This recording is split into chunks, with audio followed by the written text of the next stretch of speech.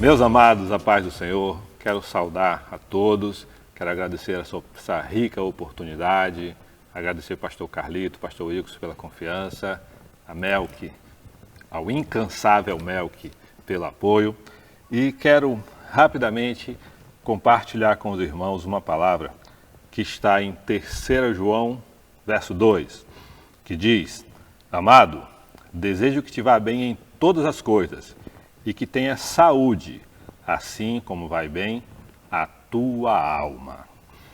Muito tem se falado nesses tempos de pandemia e as pessoas têm buscado artifícios para melhorar a imunidade. A gente entende que melhorar a imunidade é uma reunião de hábitos e que devem ser prolongados.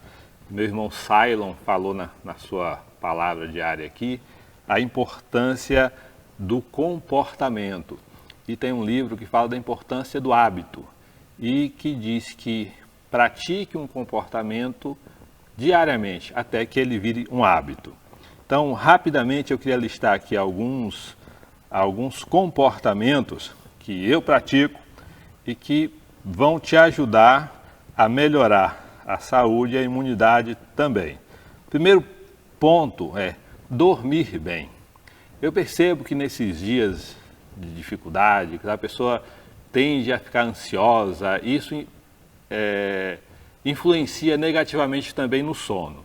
Mas tem alguns artifícios que a gente pode utilizar quando a situação não é medicamentosa, não vou entrar nessa parte, mas procura dormir bem.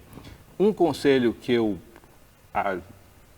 gosto de fazer que ajuda é meia hora antes de você dormir, esquecer tecnologia, celular, computador, telefone, vai meditar, fica ali orando até que o sono chega, tá? Esse hábito é importante. O segundo hábito que eu gosto de falar é, ao começar o dia, medita na palavra. Josué 1,8 diz: não cesses de falar deste livro da lei, antes medita nele dia e noite. Então a gente às vezes já começa o dia pensando no que fazer, na correria, mas eu gosto de, primeira coisa do dia, meditar ali por alguns minutos na palavra. Isso tem uma função positiva para todo o dia. E ele ainda fala que serás bem-sucedido. Um terceiro hábito que eu gosto e recomendo é alimente-se bem. Daniel 1,8 fala: resolveu Daniel firmemente não se contaminar com as iguarias do rei. A gente tem visto a qualidade ruim da alimentação hoje. Então, eu gostaria de enfatizar não só qualidade, mas reduzir a quantidade. E se eu puder te dar mais um conselho, eu digo: elimina o açúcar, tá? Isso vai fazer toda a diferença. Um quarto hábito: pratique uma atividade física.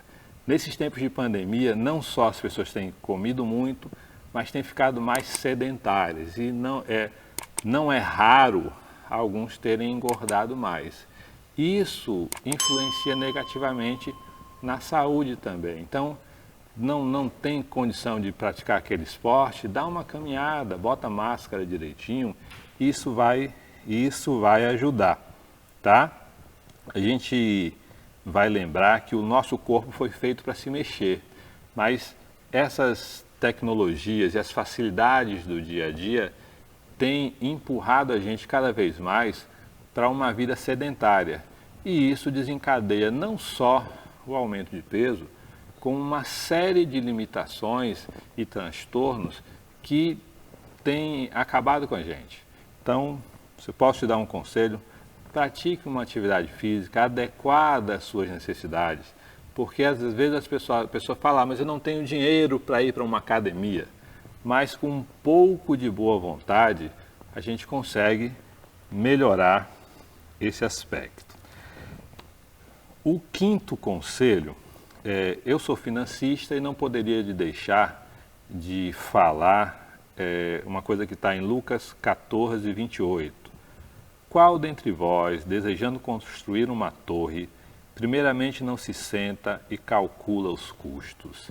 Então a gente tem visto que, eu queria dizer, cuida da sua saúde financeira.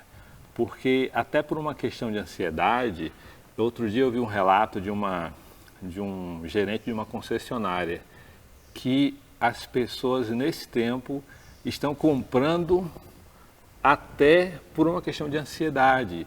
E isso lá na frente vai gerar certos prejuízos. Então, nessa linha financeira, eu vou te dizer, planeja seus gastos, não compre por impulso e guarde dinheiro. É claro que a gente precisaria de mais tempo para desenvolver essas questões financeiras, mas vou te dar esse conselho: cuida da saúde financeira, porque isso pode te gerar, se você não cuidar, pode gerar prejuízos que não vão ter como você medir.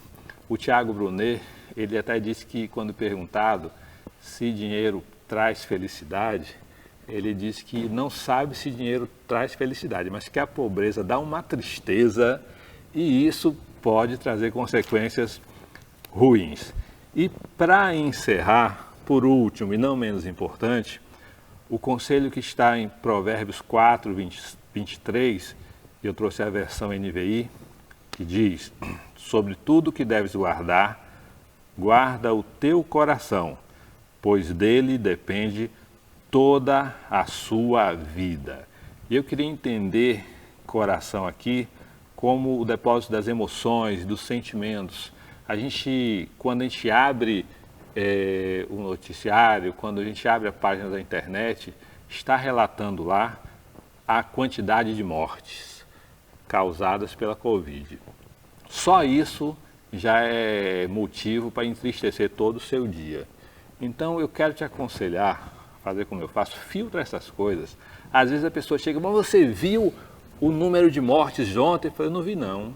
E assim, e não é querendo ser alienado, mas eu prefiro pensar, e quero que você pense, em coisas boas.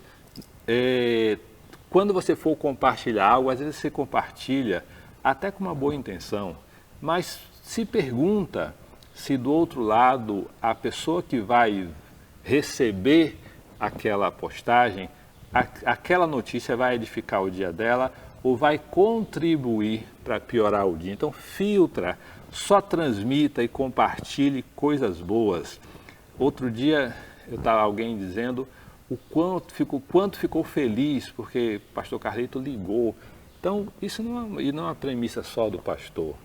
Pega o telefone, pega uma quantidade de mensagens, transmita uma mensagem para uma pessoa que há um tempo você não fala, e transmita palavras de incentivo e de elogio, pessoas que se recuperaram da doença, e transmita isso. E por último, agora sim, para encerrar, eu quero dizer uma palavra que está no Salmos 30, no verso 5b. O choro pode durar uma noite, mas a alegria vem pela manhã. Que Deus abençoe.